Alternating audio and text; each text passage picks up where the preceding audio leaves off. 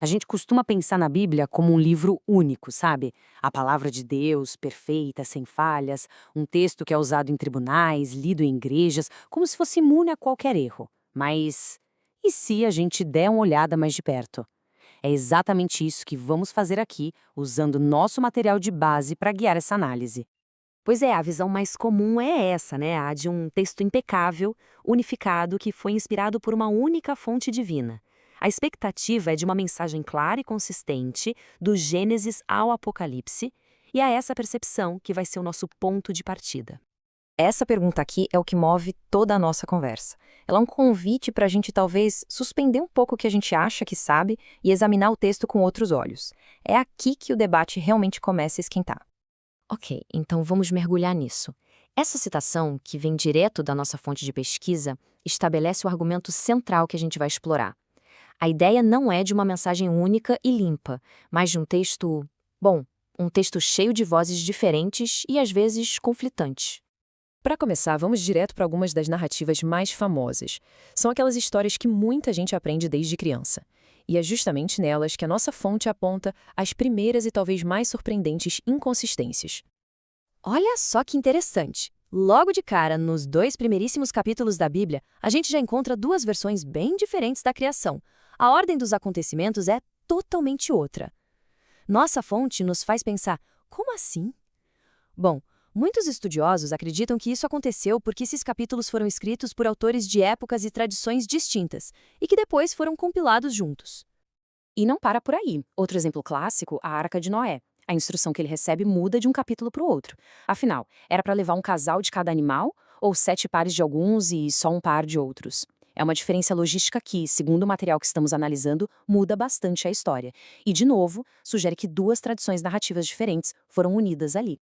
Agora aqui, a coisa fica ainda mais complexa. A gente está falando do evento mais importante do cristianismo, a ressurreição. E o que os textos nos mostram? 4 relatos que parecem impossíveis de conciliar. Cada evangelho descreve uma cena diferente. Quem estava lá, o número de anjos, se a pedra já tinha sido movida ou não.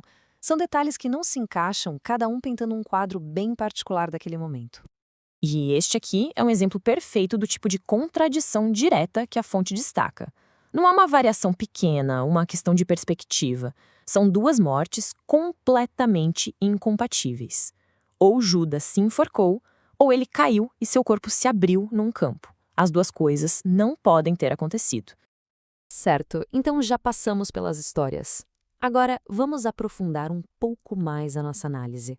Porque, segundo a fonte, as inconsistências não se limitam às narrativas. Elas aparecem também nas leis, na moral e em alguns dos princípios mais centrais da fé, mostrando divergências em questões bem fundamentais. E aqui a gente entra numa questão central. Como alguém alcança a salvação? O apóstolo Paulo, no livro de Romanos, é bem claro, é apenas pela fé.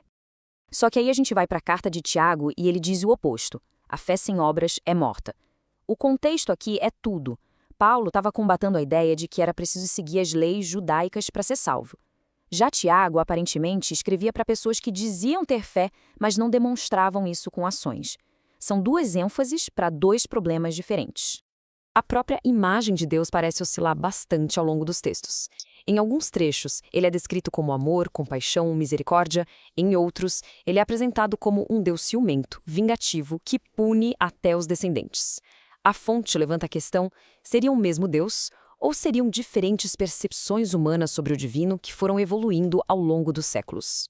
Olha só que mudança radical. No Antigo Testamento, guardar sábado era uma lei seríssima, uma questão de vida ou morte, literalmente.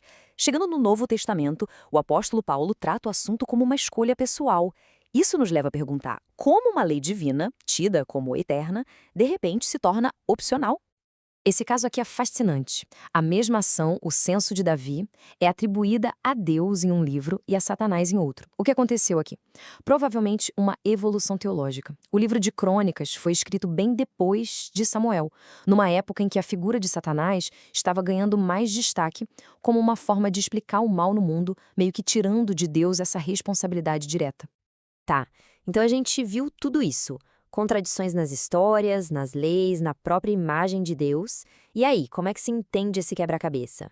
Esta última seção nos apresenta a teoria que a nossa fonte propõe para dar sentido a esse emaranhado todo. A ideia central é que a Bíblia não seria um livro único, e sim uma biblioteca. Pense nela como um grande mosaico ou uma colcha de retalhos que foi tecida por muitas mãos diferentes ao longo da história. Cada autor trouxe sua própria visão, refletindo seu tempo e sua forma de entender o mundo.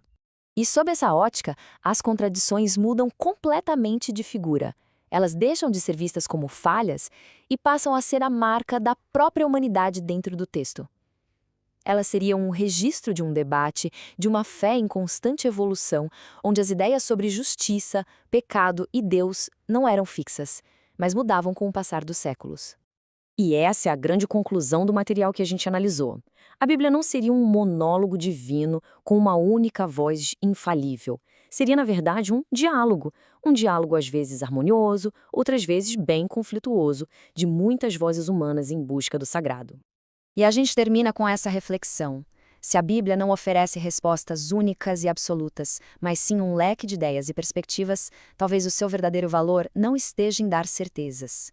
Talvez esteja justamente em convidar à interpretação, ao debate e a uma busca pessoal por significado.